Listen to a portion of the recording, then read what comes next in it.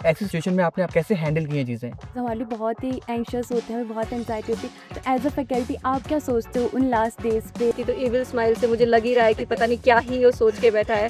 जाना है and why, मतलब स्कोप क्या है? कि आप इतना अच्छा रैंक अचीव करके भी उसको छोड़ के टीचिंग करियर एग्जैक्टली कौन से टाइम पीरियड में कौन सी चीज़ करनी चाहिए और कौन सी चीज़ को कहाँ तक ले जाना चाहिए। ठीक है, और तो कुछ नहीं पूछना है।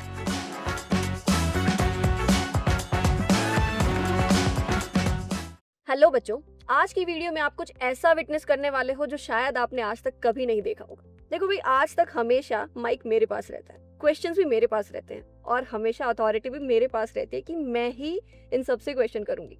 लेकिन आज सिर्फ कुछ समय के लिए इन सब के पास भी ये मौका जाने वाला है कि ये भी कुछ सवाल पूछ सकते हैं, है ना? एंड आई होप सबको मजा आएगा बहुत ज्यादा। सबने अपने क्वेश्चन सोच लिए होंगे, जैसे इसकी तो इविल स्माइल से मुझे लग ही रहा है कि पता नहीं क्या ही वो सोच के बैठा है। बट ठीक है, आई एम प्रिपेयर्ड। देखते हैं कि हमारे टॉपर्स हमसे क्या पूछने वाले हैं। चलिए, तो सबसे पहले कौन पूछने वाला है? मैम ओके, चलो ठीक है। Hello ma'am. तो मैम मेरा क्वेश्चन ये है आपसे कि जब भी फॉर एग्जांपल लाइक अभी कभी आप लेक्चर ले रहे हो, कोई आप कोई टॉपिक पढ़ा रहे हो, ओके, आपको खुद को उसमें कंफ्यूजन हो गया या फिर आप कुछ भूल गए हो, तो ऐसी सिचुएशन में आपने कैसे हैंडल की हैं चीज़ें? ओके। मतलब देखो, ऐसा डिपेंड करता है। मतलब दो तरीके के लेक्चर्स होते हैं। इफ़ हम रिकॉर्ड कर रहे हैं कुछ, है ना, रिकॉर्डेड लेक्चर है, तो हम वहाँ पे अगर हम कहीं कंफ्यूज हो गए, कुछ गलत हो गया, तो maybe we can stop there. But live में ऐसा हम नहीं कर सकते। अगर वहाँ हम कुछ भूल गए तो वहाँ पे आपके पास दो ही ऑप्शन होते हैं, या तो आप उसे छुपा दीजिए या तो आप कॉन्फिडेंटली बता दीजिए कि मैंने गलत बता दिया था। तो जैसा ऐसा एक बारी हुआ था, हम एबीजी वाली क्लास में एक बार ऐसा हुआ था कि हमने विंटर्स फार्मूला ही मैंने 1.5 की जगह 0.5 लिख दिया था और आंसर भी सही आया था। ऐसा नहीं हम ऑप्शन पे सही पे पहुंचे थे। बट कुछ देर बाद मैंने किसी और कमेंट पढ़ा कि एक बार बच्चों का भी ऐसा होता है कि अगर आपके मुंह से कुछ गलत निकला तो वो उस बात को छोड़ते नहीं है। तो वो करते रहे। फिर मुझे रियलाइज हुआ कि शायद मैं वापस गई 2 क्वेश्चन पीछे, तो मैंने अपनी गलती मान ली थी। ऐसे मान ली थी उन्हें। और तो ऐसे भूल, मतलब, और ऐसा भी हो सकता है कि जैसे आपने कुछ पूछा, मे बी उस टाइम पे मैं उतना कॉन्फिडेंट नहीं हूँ उस चीज़ के लिए, हो सकता है, आई एम ऑल्सो ह्यूमन, तो मैं बोल देती हूँ कि मैं कल आपको बताऊंगी। मैम क्या फैकल्टीज़ को भी प्रॉपर रिवाइज करने की ज़रूरत पड़ती है टॉपिक्स को? फॉर एग्जांपल रीसेंट गाइडलाइंस आती हैं, अपडेट्स आते हैं, तो क्या कितना फ्रीक्वेंटली या फिर कितना लाइक फैकल्टीज़ को कैसे फेस करती हैं वाली चीज़ को? देखो, मुझे मतलब वैसे करना चाहिए, है ना? और मेरा पर्सनल ऐसा है कि मैं कभी भी बिना पढ़े क्लास लेने नहीं जाती हूँ। ये मेरा रूल है, क्योंकि मतलब मुझे ऐसा लगता है कि मेरे ऊपर बहुत बड़ी रिस्पॉन्सिबिलिटी है। चाहे आज मेरी क्लास को हो सकता है 5 ही बच्चों ने ध्यान से देखा, बाकी सारे शायद मज़े लेने आए थे। लेकिन अगर वो 5 भी अगर कुछ गलत पढ़ के गए, तो उसके लिए तो बहुत नुकसान हो जाएगा अगर उसका एक भी क्वेश्चन मेरी वजह से गलत हुआ तो। और रीसेंट गाइडलाइन का तो सर्च करती रहती हूँ। मतलब मैं जैसे एएचए का कुछ रीसेंट आया 25 में, तो वो मैंने पढ़ लिया। सेप्सिस का आया 26 का, तो वो पढ़ लिया। तो जो रीसेंट आता है वो मैं पढ़ लेती हूँ और मैं हर क्लास से पहले पढ़ती हूँ। मतलब मैं इसमें कुछ शीव नहीं मानती कि टीचर है तो उसको डेली नहीं पढ़ना चाहिए, मैं पढ़ती हूँ। मैम मेरा सवाल ये था, आपका जो एनप्रेप गोल्ड का जो बैच है, उसमें मैंने पहली बार मैंने देखा है कि जो 3D पिक्चर्स है या फिर 3D इमेजेस बना के या फिर 3D वीडियोस कुछ तो इंक्लूड किया है आपने। हाँ। तो उनसे हमें बहुत ज़्यादा फायदा हुआ है, क्योंकि हमने वो इससे पहले कभी नहीं देखा था। जो 3D लेक्चर्स होते हैं उससे ना एक्चुअल में वहाँ पे क्या होता है, वो डिसीज कंडीशन या फिर आर्टरीज जो भी ऑर्गन है वो आप एकदम ओपन करके हमें दिखाते हो, तो उससे अंडरस्टैंडिंग बहुत डीपर लेवल में जाती है। और वो लॉन्ग टर्म, क्योंकि हम जब चीज़ें देखते हैं एक्चुअल में देखते हैं, तो वो लॉन्ग टर्म मेमोरी में चली जाती थी। तो आपको वो आइडिया कैसे आया था? ओके, ठीक है। इसमें क्या हुआ था, ये सबसे पहले मैंने ही यूज़ करना शुरू किया था 3D वाला। ऐसे ही बैठे ही आइडिया आया था जब हम लास्ट टू लास्ट जब हम एनाटमी का शूट शुरू करने वाले थे, तब मैंने सबसे पहले एनाटमी ही शूट किया था। तो गौरव सर, इफ़ यू नो, तो गौरव सर ने आइडिया दिया था स्टार्टिंग में कि कुछ तो एनाटमी में हम अलग करते हैं जो नर्सिंग में शायद लोग नहीं कर रहे हैं। तो फिर हमने थोड़ा ढूंढा बैठ के, तो हमको लगा कि यार 3D वाला हम कर सकते हैं, क्योंकि इसको तो कोई नहीं दिखाता है।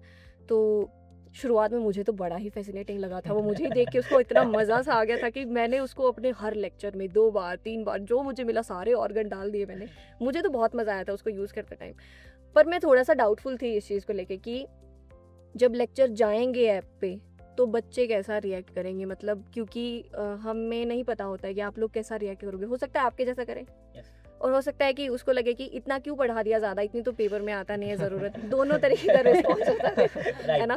तो मुझे थोड़ा डर था कि क्या पता नेगेटिव है, लेकिन इसमें अच्छा ही रिस्पॉन्स आया, बच्चों को मज़ा आया इसमें। तो ठीक है, 3D वाला तो मेरा फेवरेट है। इसको लेके तो मुझे हमेशा कॉम्प्लीमेंट मिलता है कि ये बहुत अच्छा था। मुझे ऐसा लगता है कि उस टाइम पे मैंने इतना एफर्ट डाला है कि पता नहीं मैं भी वापस उसे डाल पाऊंगी। उस टाइम पे मैंने जो रातों को जाग के शूट किया है। क्योंकि मैंने मैम जब वो लेक्चर्स किए थे ना, अभी भी वो जो इमेज ऐसी अभी भी मेरे माइंड में छपी हुई है, क्योंकि वो लॉन्ग टर्म मेमोरी मेरी चली गई है। ऐसा होता है कि बच्चे नर्सिंग के स्टूडेंट्स एनाटमी फिजियो को पढ़ते ही नहीं है।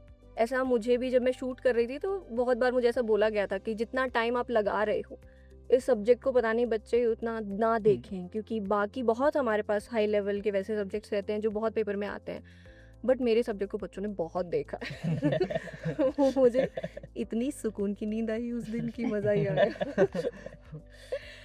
ठीक है, और कोई? लाइक आपने बोला कि आप लेक्चर प्रिपेयर करने में पूरा एफर्ट्स डालते हो, बट जैसे हम लोगों का एग्ज़ाम आने वाला होता है तो लास्ट के डेज हमारे लिए बहुत ही एंशियस होते हैं, हमें बहुत एंजाइटी होती है। तो एज अ फैकल्टी आप क्या सोचते हो उन लास्ट डेज पे? मतलब लाइक आपको भी स्ट्रेस होता है, आप सोचते हो बच्चों के बारे में? जैसे हम एक रात हमारे लिए बहुत मुश्किल होती है वो वाली रात काटनी, तो वो आप कैसे काटते हो? आपको कैसा फील होता है उस एक रात में एग्जाम मेरे से को तो पहले? ऐसा ही लगता है कि मेरा ही एग्जाम है। मुझे तो ऐसा, जैसे अभी सोचो हमने 9 जब खत्म किया, 9 खत्म करते ही अगले दिन से हम ये सोचना शुरू कर देते 10 में हम ऐसा क्या कर दें, है ना। हमने तभी से शुरू कर दिया था प्रिपेयर करना। तो एग्जाम होता है, जैसे प्री से पहले वाली रात का हमारा ऐसा रहता है कि चलो हमने अपनी तरफ से कंटेंट दे दिया, 2 दिन पहले तक ही मैं पढ़ाती हूँ, उसके बाद तो हम बंद कर देते हैं कि बच्चों को भी थोड़ा रेस्ट चाहिए। तो थोड़ी नींद नहीं आती है मुझे भी उस दिन, और फिर जल्दी जाके मुझे एग्जाम सेंटर भी कवर करना होता है, तो मुझे वैसे भी नींद नहीं आती है। सुबह उठ के कवर करके फिर मुझे ये भी एक्साइटमेंट रहती है कि जब सॉल्यूशन हम कराएंगे तो क्या क्या आया पेपर में, और मुझे इतना मज़ा आता है अगर मेरी पढ़ाई में कुछ आ जाए ना, तो तुम समझ नहीं सकते हो मैं कैसे घूमती हूँ ऑफिस में, मेरी पढ़ाई से आ गया। तो मुझे तो बहुत मज़ा आता है, और मतलब मिक्स टाइप की फीलिंग रहती है मुझे। अच्छा भी लगता है थोड़ा थोड़ा सा, मुझे ऐसा भी लगता है, डर Thrill भी भी लगता है, लगता हाँ, कि इन केस अगर थोड़ा भी बाहर से आया तो फिर मुझे थोड़ा गिल्ट होगा कि शायद मेरा इधर उधर हो गया थोड़ा, वापस अगली बारी में और बेटर करूँगी। सो मैम जैसे कि मतलब अभी जो लोग स्टूडेंट है कॉलेज में है in between first year second year, तो उनको एक कन्फ्यूजन रहता है कि बहुत लोगों को जॉब पे जाना होता है, बहुत लोगों को पीजी करना रहता है। ओके, तो अभी इस पॉइंट ऑफ टाइम इस इकोनॉमी में आप क्या सजेस्ट करोगे? मतलब नर्सिंग ऑफिसर बेटर है या फिर पीजी के लिए जाना है, एंड व्हाई? मतलब स्कोप क्या है? देखो ये बहुत पर्सनल चॉइस है। मतलब अगर मैं ऐसा बोल दूं कि नहीं पीजी करना बेटर है, तो वो ऐसा लगेगा कि क्योंकि मैंने की है इसलिए मैं बोल रही हूँ कि ऐसा पीजी करना बेटर है। It is your personal choice, आप लाइफ में क्या करना चाह रहे हो। देखो, और दूसरी चीज़ एक और इसमें डिपेंड करती है कि आपकी फैमिली आपसे क्या एक्सपेक्ट कर रही है और आपकी फाइनेंशियल कंडीशन कैसी है। ये चीज़ें मैटर करती हैं ना, हम पूरा ड्रीम में नहीं जी सकते, थोड़ा रियलिटी भी फेस करना पड़ता है। तो अगर आप फाइनेंशियली आपको लगता है कि आपके पीछे सपोर्ट है, and if you have that guts कि 2 साल आप और मतलब मेहनत कर सकते हो, वही क्योंकि पढ़ाई, वही असाइनमेंट्स। क्योंकि ऐसा देखने में लगता है कि एमएससी सिर्फ 2 साल के, 2 पर वो साल 2 है, साल हाँ। काटने एम्स में बिकॉज बहुत मुश्किल है। Research itself is a very big deal to like deal. Research का एग्जाम तो टफ होता ही होता है, बट हम्म। रिसर्च करनी करनी भी बहुत बहुत टफ मुश्किल होती रहता है। है प्रोसेस research करना, रहता हाँ। है। तो अगर आप रेडी हो वो चीज़ करने के लिए, एंड मुझे ऐसा लगता है कि पोस्ट ग्रेजुएशन या नर्सिंग ऑफिसर भी मतलब उसी को करना चाहिए जिसको सच में वो करना करना। है, जिसका इंटरेस्ट है। बिना इंटरेस्ट अगर आप कोई भी चीज़ करोगे ना, चाहे आप जॉब करो चाहे आप पीजी करो, तो उसका रिजल्ट अच्छा नहीं आएगा, चाहे आप सेटिस्फेक्शन भी नहीं नहीं आएगी आएगा। अंदर से। जैसे मुझे ऐसा लोग बोल सकते हैं, मेरी फैमिली भी मुझसे, मेरी मम्मी मुझसे 2 साल नाराज़ रही जब तक मैंने एमएससी किया कि क्यों ज्वाइन क्यों नहीं किया ऐसा करके। तो यू विल फेस ऐसी चीज़ें, अगर आप कुछ भी अलग करते हो हट के तो आप ऐसा फेस करोगे।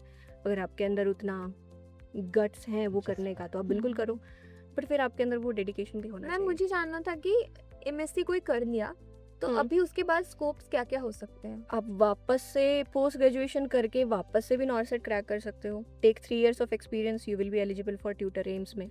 उसके अलावा आप आगे पीएचडी परस्यू कर सकते हो, पीएचडी इन नर्सिंग कर सकते हो, पीएचडी इन मेडिकल टेक्नोलॉजी अभी नया आया है वो कर सकते हो, फॉरेन जा सकते हो। पोस्ट ग्रेजुएशन के बाद आपकी वैल्यू है इंक्रीज हो जाती है। एंड कुछ लोग हैं जो सोनली टीचिंग ही करते हैं कि मुझे प्राइवेट में टीचिंग करनी है, 3 साल का एक्सपीरियंस लेना है, देन मैं एम्स के लिए एलिजिबल हो जाऊँगा।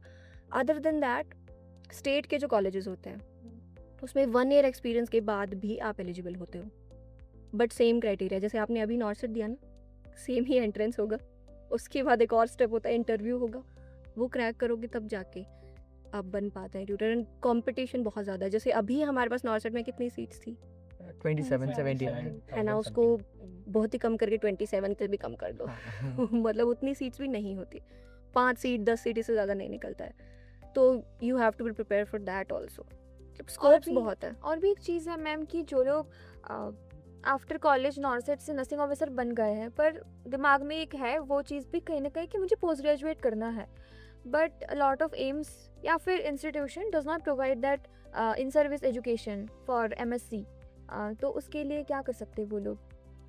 कुछ एक एम्स का रूल ऐसा है कि आप हमारे एम्स से करो, कुछ का ऐसा है कि वो आपको एनओसी प्रोवाइड करते हैं, कर देते हैं, ऐसा नहीं होता है, बट उसमें रूल है, आइदर आपके पास 3 साल आपने पूरे कर लिए सर्विस में, फिर आप अपनी हाफ सैलरी पर एमएससी कर सकते हो एम्स से ही, और अगर आपने 5 साल पूरे कर लिए तो आपकी कंप्लीट सैलरी आएगी आपके पास और आप एमएससी कर सकते हो, बट उसके लिए आपको वही सेम एंट्रेंस देना होगा, बहुत अच्छी रैंक लानी पड़ेगी, और फिर आपको अगर सीट मिलती है तो फिर आप अपने एम्स से एनओसी ले सकते हो, फिर आप जाके एडमिशन ले सकते हो। एग्जैक्टली 2 ईयर ही वो अलाउ करेंगे, 2 मतलब 2, 1 अक्टूबर मीन 2 को आपको वापस जाके ज्वाइन कर लेना है, ऐसा रहता है। तो इफ़ आप सच में करना चाहते हो तो थोड़ा सा बेसिक से स्टार्ट करो, जैसे अभी जब आप कर रहे हो ना जॉब, तो ट्राई टू इन्वॉल्व रिसर्च में इन्वॉल्व होने की कोशिश करो। वहाँ पे जब वार्ड जाते हो तो सिर्फ 6 घंटे की पोस्टिंग मत करो, सच में सोचो कि आपके वार्ड में क्या प्रॉब्लम है, आप हेल्थ केयर को और कैसे बेटर बना सकते हो, आपकी क्या प्रॉब्लम स्टेटमेंट होगी, आप रिसर्च करोगे तो थोड़ा थोड़ा उस जब आप टुवार्ड्स जाओगे ना, तो मैं मैनिफेस्टेशन को बहुत मानती हूँ, मुझे ऐसा लगता है जहाँ हम जैसा थोड़ा सोचते हैं तो उधर कुछ ही रास्ते बढ़ते अपने आप चले बनते जाते हैं, हैं। तो थोड़ा सा उस तरफ बनना भी और थोड़ा सा पढ़ाई भी मत छोड़ना, क्योंकि एमएससी में भी पढ़ाई तो थोड़ी करनी tough आता पड़ती है। एंट्रेंस भी टफ आता है और बाद में कॉलेज एग्जाम भी अच्छे लेवल के होते हैं। ठीक है, मुझे लग रहा है पौशाली को एमएससी करनी है नो मैम देखा एक्चुअली मुझे मैं समझ जब आ गया इसीलिए कि उसने इतना डीप पूछा है। नहीं मैम, एक्चुअली मैं अभी जब जॉब पे हूँ तो स्टूडेंट्स उधर के भी है, तो दे कीप आस्किंग मी कि इसके बाद क्या करना चाहिए, एमएससी करना हो तो कैसे करे। मुझे एक डाउट खुद को भी था, तो हु इज मतलब who can be else best to ask? बिल्कुल ये मुझसे पूछ सकते हो मैडम मुझे- इसके बाद तो 10 साल उधर ही सर्विस देना पड़ता है ना, जहाँ से जो आपको ये फैसिलिटी दिया है ना, उसके बाद डिपेंड, मतलब ये रूल मैं वही बोल रही हूँ, एम्स बाय एम्स वेरी करते, एम्स ऑटोनोमस बॉडी है, आप उसमें कभी आप ऐसा नहीं मिलेगा आपको कोई एक रूल जो हर एक एम्स में ही लग रहा होगा। बहुत सारे एम्स हैं जो एनओसी देते भी नहीं है, मतलब ये वेरी करता है। मैडम आपका ये पूरा टीचिंग करियर में सबसे ऑकवर्ड मोमेंट क्या है और वो क्यों है? ऑकवर्ड मुझे खुद सोचना पड़ेगा कि बहुत सारे होंगे मेरे टाइम भी। ले लो मैडम। हमें जानना है। हाँ एक बारी क्या हुआ था, इफ मेरे पुराने स्टूडेंट्स भी मुझे देख रहे हैं, मेरा क्या था ना कि जब मैंने जस्ट बीएससी खत्म किया था ना, तो जैसे बच्चे ऐसा करते हैं कि घर बैठ के प्रिपेयर करते हैं, बट मुझे तो कुछ ना कुछ और अलग करना है, तो मैं मैं कॉलेज ज्वाइन करती हूँ, पढ़ाते पढ़ाते अपना खुद भी पढ़ लूँगी ऐसा, तो नॉर्थ की प्रिपरेशन तक भी मैंने टीचिंग ही किया था, तो वहाँ पे भी मुझे फर्स्ट ईयर में मिला एनाटमी ऐसा करके, तो उधर हुआ था मेरे साथ ऐसा ऑकवर्ड कि मैं इतना प्रिपेयर होकर पूरा गई पढ़ाने, बट मुझे बच्चे ऐसे मिले फिर पहले 1 हफ्ता तो वो लोगों ने सुना ही नहीं मुझे, सही में लिटरली नहीं सुना मुझे, बहुत डेली मुझे ऐसा होता था कि क्यों जा रही हूँ मैं पहली क्लास लेने, उधर ये देखते ही नहीं है मेरी तरफ, उनको सुनना ही नहीं है, ऐसा लगता था कि ज़बरदस्ती आगे वो लोग बैठे हुए हैं, तो वो मेरे लिए बहुत मुझे ऑकवर्ड लगता था, उसको भी मैंने टैकल किया बाद में। मैडम सबसे जो कॉन्फ्यूजिंग है, आप तो एनप्रेप का एक स्टार टीचर हुई और यूट्यूब में भी इतना फेमस हो, आपका एम्स में भी सिलेक्शन हुआ था, आपने छोड़ दिया है, बट सब कॉन्फ्यूज़न में है, आपके पास इस सक्सेस का मीनिंग क्या है कि आप इतना अच्छा रैंक अचीव करके भी उसको छोड़ के टीचिंग करियर, और मतलब हम लोग कॉन्फ्यूज़ में हैं, ये क्यों है, मतलब आपके पास आपका सक्सेस का मीनिंग क्या है आपके लिए? ऐसा हो सकता है कि उस टाइम पे जब मैंने डिसीजन लिया, शायद क्या पता मैं बहुत छोटी थी और क्या पता मुझे इतना सब नहीं समझ आ रहा हो, बट मुझे फिर भी याद है कि मैंने क्या सोचा उस टाइम पे। जैसे मैंने बताया मैंने टीचिंग ज्वाइन किया और मैंने उससे पहले पीजीआई से किया है मैंने यूजी, तो हमने बहुत भर के काम किया है। कोविड में हमारी इंटर्नशिप थी तो मैंने क्लिनिकल भी बहुत किया है, और ऐसा नहीं था मुझे अच्छा नहीं लगता था, मैं ऐसा नहीं बोलूँगी, मुझे क्लिनिकल भी बहुत अच्छा लगता था। मैं बहुत फर्स्ट ईयर में आने के बाद मुझे बहुत ऐसा फील हुआ कि हाँ हम भी बहुत मीनिंगफुल काम करते हैं। फिर जब मैंने पढ़ाया और जैसे वो 1 हफ्ता मेरे से किसी ने पढ़ा नहीं और फिर उसके बाद पर मैं बहुत ढीठ थी, फिर भी मैंने उनको पढ़ाया, उनको सबको मैंने पासिंग मार्क्स तो मैं ले आई थी मतलब कि पढ़ाया मैंने उनको। तो वो पढ़ाने के बाद जब नॉर्सेट का रिजल्ट आया तो थोड़ा टाइम लगा था उस टाइम पे एम्स रायपुर की डीवी में, तब तक एमएससी वाला एग्ज़ाम आ गया।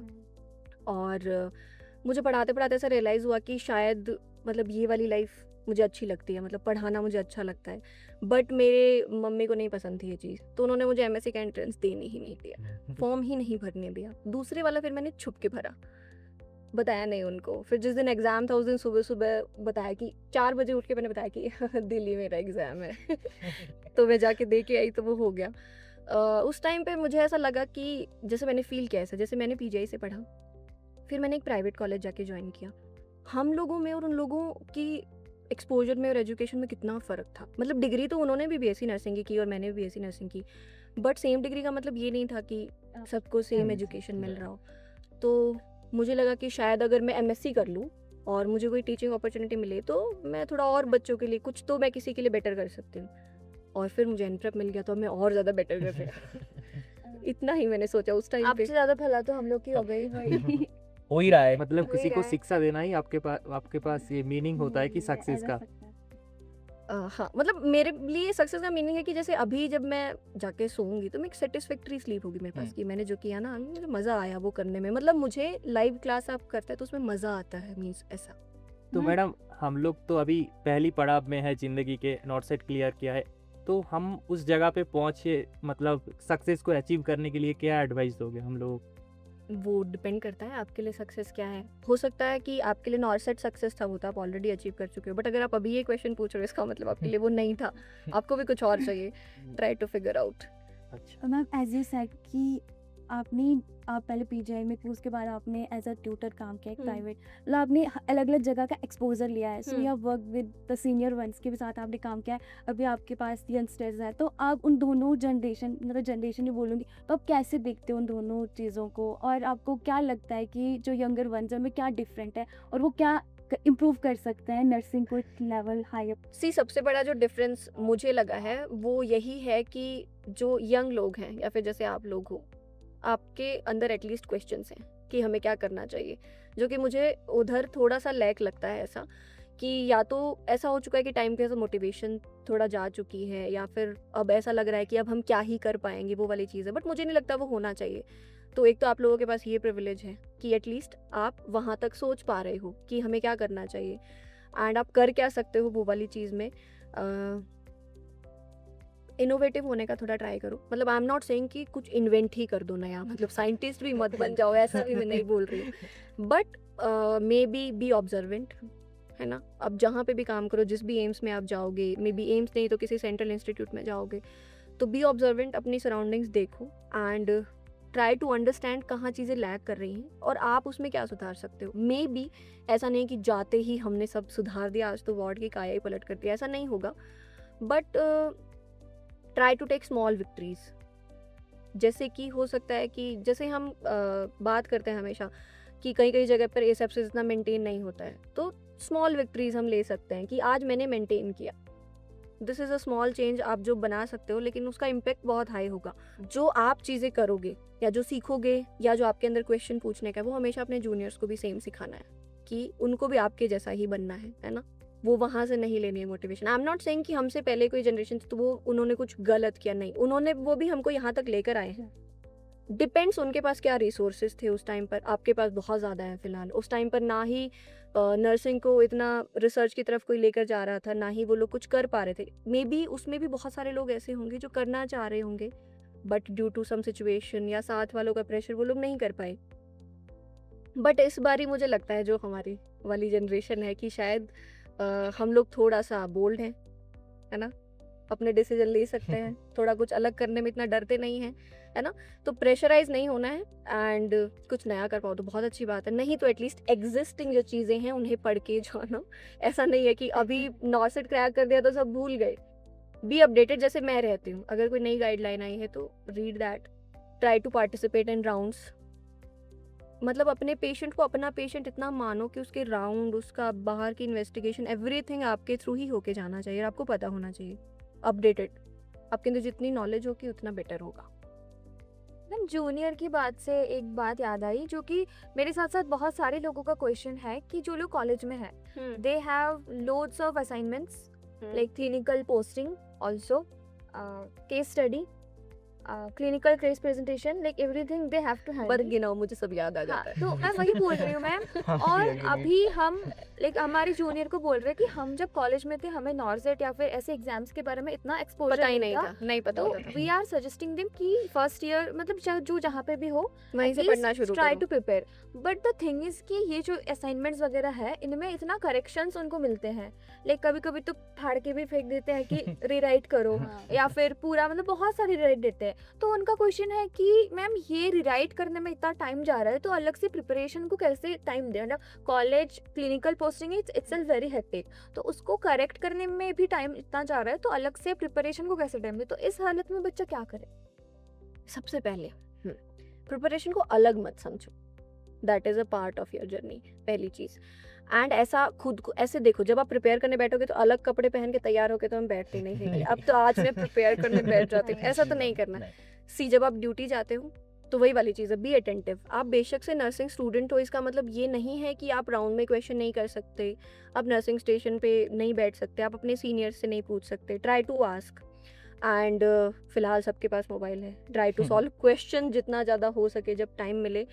और ये देखते रहो कि फिलहाल जैसे नॉर्सेट का अभी जो लेवल है, मेरे हिसाब से हम सब ये मान के चल रहे हैं 3 नॉर्सेट के बाद तो बहुत हाई जाने वाला है, होने वाला है तो उनको भी उस चीज़ के लिए प्रिपेयर्ड रहना होगा। जहाँ तक रहती है असाइनमेंट की बात, कुछ टाइम पहले एक ऐसे पोस्ट सर्कुलेट हो रही थी, मैंने वैसा पढ़ा था कि नर्सिंग एक ऐसा प्रोफेशन है जिसमें सबसे ज़्यादा असाइनमेंट होती है, ऐसे भर भर के। सही बात ऐसा है। एमएससी में भी होगा, हाँ केस प्रेजेंटेशन वगैरह वगैरह सब कुछ रहेगा। तो क्यों ना हम उसको ही थोड़ा सा प्रोडक्टिव बना लें।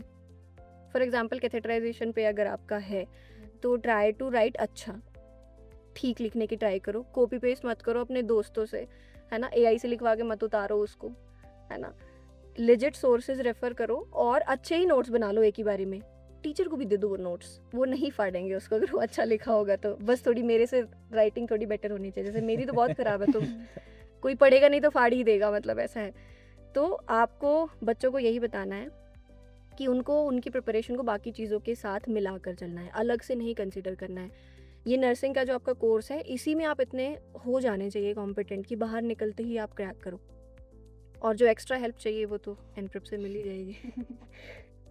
मैम एक सिमिलर क्वेश्चन मुझे अभी आया दिमाग में कि मैम जब कोई बच्चा प्रिपेयर कर रहा होता है तो जो रिसेंट टाइम होता है एग्ज़ाम से जस्ट पहले का, वो बहुत ही क्रूशियल होता है। तो अब उस बच्चे के पास सारे रिसोर्सेज हैं, उसके पास उसके नोट्स हैं, उसके पास PYQs हैं, उसके पास क्वेश्चन बैंक हैं। तो मैम आपके अकॉर्डिंग बच्चा ऐसी क्या गलती करता है जो वो सिलेक्शन से चूक जाता है उस क्रूशियल पीरियड में, जो उसे नहीं करनी चाहिए थी, जिसकी वजह से कहीं ना कहीं उसने सिलेक्शन लूज़ कर दिया?